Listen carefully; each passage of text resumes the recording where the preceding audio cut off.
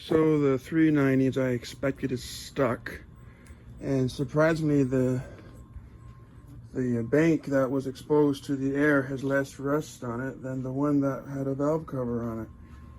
But I'm going to pull the heads obviously anyway, because even if it was turning over, it could be a mouse nest down in the cylinder that would cause problems. So I filled it full, each cylinder and also the intake, with a combination of acetone and ATF. The old timers swear by that. I'm going to let it soak. There's absolutely no movement in this engine at all. But again, it needs time to soak. The best thing for stock engines is patience. So when I take it down to a short block and it's still stuck, then you know you're in trouble. Because you know, if you have to force it over super hard, it needs a rebuild anyway. Something is much more serious than a lightly stuck engine. Now the valves could be holding it, so when I pull the heads, I can know for sure if the valves are what's holding it. And if I take the heads off and the pistons move up and down, then I can just redo the top end and I might be all right.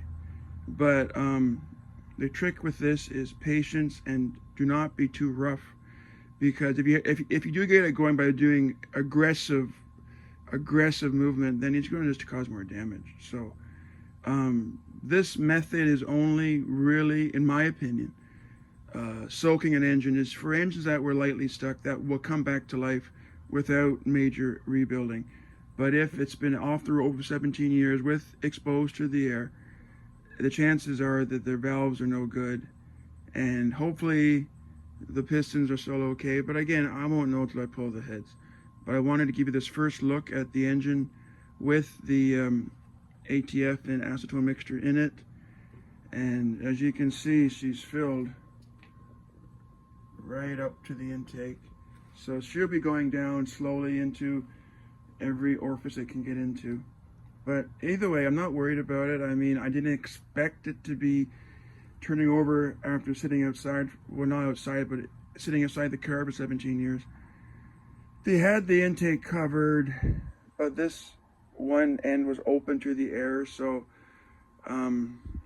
it's a crapshoot how healthy it is or not. But time will tell. Hope lives eternal. All right, guys, stay tuned. It's the following morning, and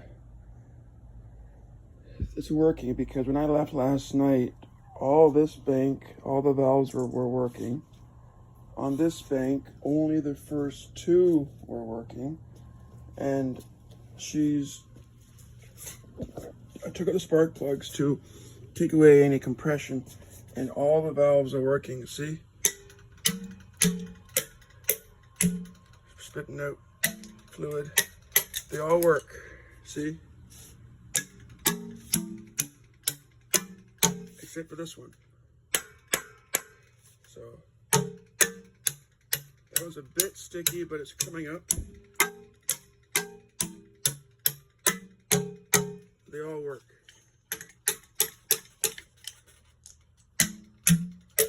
You can see this bank's perfect, this bank's perfect, except for that's a little bit slow, but it's working.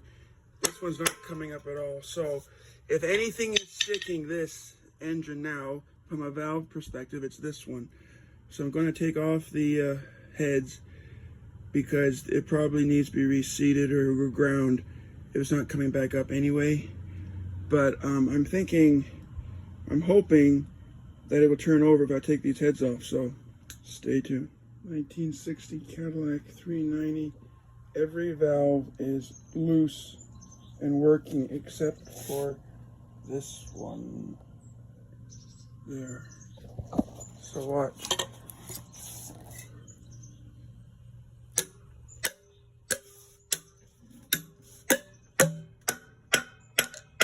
Nope. This one.